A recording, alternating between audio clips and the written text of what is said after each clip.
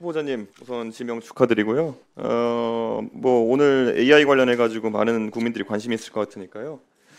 후보자께서는 이재명 대통령께서 말씀하신 두 가지 AI 정책 중에서 첫 번째가 이제 GPU 확보라든지 이런 것들이 있을 것이고, 그리고 모두의 AI 이런 거 얘기 다 알고 계시죠?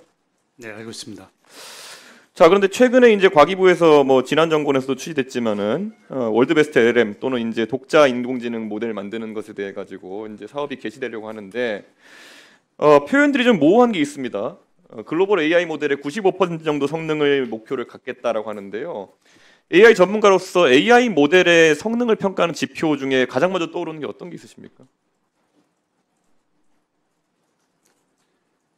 AI 모델을 평가하는 여러 가지 지표들이 있습니다. 뭐 언어 모델에 대한 평가, 그 이미지 어떤 생성에 대한 어떤 그 성능 평가, 그리고 각각 그 공식적인 글로벌 그리고 한국에서도 여러 가지 지표들을 가지고 있습니다. 그래서 그런 걸로 이제 MMLU라든지 이런 어떤 테스트 셋을 이용해 가지고 결국엔 평가를 측정하는 것들이 많이 인터넷상에 이제 올라가고 그걸 바탕으로 1차적인 평가를 하게 돼 있는데, 글쎄요, 저는 사실 그거 외에도 많은 고려 요소들이 있을 텐데 지금 뭐 무빙 타겟 방식을 도입한다 이런 건 사실상 관역이 없는 화살을 쏘는 거 아니냐, 약간 이런 느낌이 들거든요. 이 프로젝트를 진행한다 했을 때 과연 기업들 중에 어떤 기업들이 그러면 실제 자금을 수령하고 또 이렇게 선발되고 이렇게 할까 예측이 되십니까?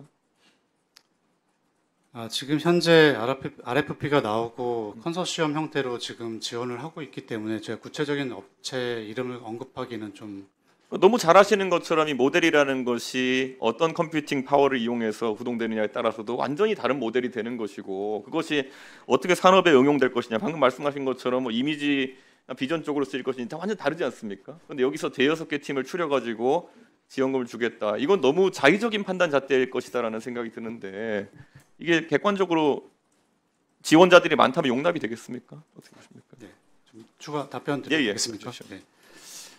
사실 글로벌 AI 경쟁을 하기 위해서 또는 국내 AI 시장 활성화를 하기 위해서 글로벌 모델들을 오픈소스 형태 또는 API로 가져다가 쓸 수도 있습니다. 다만 한국에서 만든 AI 모델을 가지고 서비스를 만들고 산업 특화 모델을 만들고 우리가 그런 것들을 할 수 없으면은 사실은 우리가 뭐 안보 그리고 중요한 어떤 산업 영역에서 특화된 AI 모델을 만들기가 어렵습니다. 그래서 최소한의 한국형 AI 모델이 저는 필요하다고 생각합니다. 그러면 그 한국형 AI 모델이라는 것이 예를 들어서 지금 일반적으로 아파치나 MIT 라이선스 시스템 모델들이 있으면은 이걸 기반으로 위에 뭐 더 얹었을 때 갑자기 라이선스가 바뀐다고 해서 예전에 만들었던 모델이 사용 불가능하게 되는 건 아니지 않습니까? 그러면 충분히 그것도 우리가 개조해서 어느 정도 국산 모델이라고 인정할 수 있는 부분이 있지 않느냐 이렇게 보는데, 뭐 엑사원은 완전 독자 모델이라고 생각하시니까 그런지 모르겠는데 오픈소스 기반의 모델도 그럼 이 사업에 충분히 응모할 수 있는 겁니까? 오픈소스 모델도 다양하게 활용이 가능하다 봅니다. 근데 본 사업에 오픈소스 모델을 파인튜닝하는 이것도 지금 허락하는지 제가 좀 확인을 좀 해봐야 될 것 같습니다. 네, 일정 부분 허락하는 걸로 저는 알고 있는데 결국엔 저는 이런 것들에 대해서 좀 명쾌한 그 지향점이 필요하다. 제가 이 이유 말씀드린 건요, 아까 이재명 대통령께서 모두의 AI 말씀하신 거 보면은 전 국민 보편 사용 AI를 어떻게든 이제 가능하게 하시겠다 이런 취지였어요. 근데 이것도 물론 그 안에는 뭐 선거 공약이다 보니까 모호한 점이 있지만 저는 대한민국의 전략이 이 둘 중에 하나 중에 뭔지를 봐야 된다 봅니다. 우리가 IT 사업을 보면 지금까지 한국에서 관 주도로 시작했던 것들 중에 아니면 관급으로 개발된 상품들 보면요, 세계적인 최고 성능의 제품에 비해 가지고는 조금 못 미치는 성능이거나 보편성이지만은 대체 효과라든지 이런 걸 노리고 개발한 것들이 있거든요.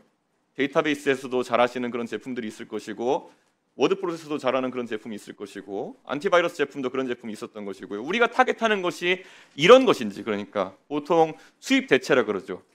수입 대체한 걸 우리도 갖고 있어야 된다, 우리도 뭔가 있어야 된다는 그런 주장인지, 아니면은 정말 이게 세계에 나가서 팔아먹을 수 있을 정도의 성능이 되어가지고 이런 걸 우리가 육성해 보자는 건지, 이 경계가 모호하긴 하지만 대한민국의 IT 프로젝트 상당수가 전자로 귀결된 이유가 뭐라고 보십니까?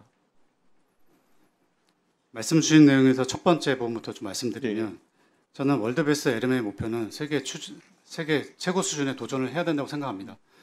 그 정도 수준에 우리가 도전할 수 있는 AI 모델을 확보해야 우리가 어떻게 보면 G3 AI 강국에 네. 도달할 수 있을 거라 보고 있고요. AI 시장에서의 AI 기술들과 응용은 굉장히 다양합니다. 그 모든 것들을 포용하면서 또는 또 우리만의 무기를 가져가는 전략이라고 말씀드리고 싶습니다. 그리고 저는 뭐 후보자께서 결국 LG 연구원 계실 때 개발했던 엑사원 모델이라는 것은 아직까지 B2C 모델은 출시가 안 된 것이죠. B2C로 출시하지 않았습니다. 그런데 일반적으로 AI 모델의 성능이 아주 뛰어나다고 자기들이 과시하기 위해서 최대한 많은 베타 유저를 확보하고 거기서 B2C 모델을 돌리는 기업들이 많은데 LG에서는 그런 판단을 하지 않았던 이유가 있는지. 왜냐하면 우리가 봤을 때 B2B와 B2C는 뭐 당연히 나갔을 때 들어오는 피드백의 양도 다를 것이고 어떤 제약점이 있었던 것일까요? 뭐 제가 의전 기업에 대해서 말씀드리기는 좀 뭐 곤란하나 간단하게 예, 말씀드리면 그냥 뭐 일단 내부의 그 사용 니즈가 굉장히 많았고요. 뭐 전자 분야, 화학 분야, 바이오 다양한 어떤 AI 기술을 산업 도메인에 적용하는데 활용하고 그 특화 모델을 만드는데 사실은 그 시간이 작게 걸리지 않습니다. 그런 모델을 만드는데 시간이 오래 걸렸고 또 B2C를 확장하는 어떤 선택보다는 오픈 소스 모델로 공개를 통해서 생태계 확보하는 전략을 선택했었습니다. 자, 그럼 여기서 지금 우리가 GPU를 막 기업에게 이제 지원하겠다 이런 얘기가 나오고 있잖아요. 그러면 실제로 현업에 계실 때 이 GPU를 그러면은 LG 같은 대기업에서는 어떻게 조달했으며 그것이 실제 개발에 제약이 되었던 적이 있습니까? GPU 컴퓨팅 인프라 부분은 사실은 저희 그 대기업이라고 해도 많이 부족합니다. 그래서 클라우드나 이런 것들을 많이 쓰셨죠, 그때. 클라우드 기반으로 GPU를 사용했습니다. 근데 그런 모델이 지금 얘기되는 것이 아니라 지금 나오는 거 AI 컴퓨팅 센터 얘기 보면은 에어메타로 쓰는 방식 이런 것들도 얘기 나오는 것인데 클라우드로 하면 안 되는 이유가 있어요. AI 컴퓨팅 센터를 구축하고 이후에 어떤 클라우드 확산 전략이든 일단 지금 현재는 그런 어떤 기본적인 GPU조차 우리가 한국 내에 많이 없다는 게 더 문제인 것 같고요. 그래서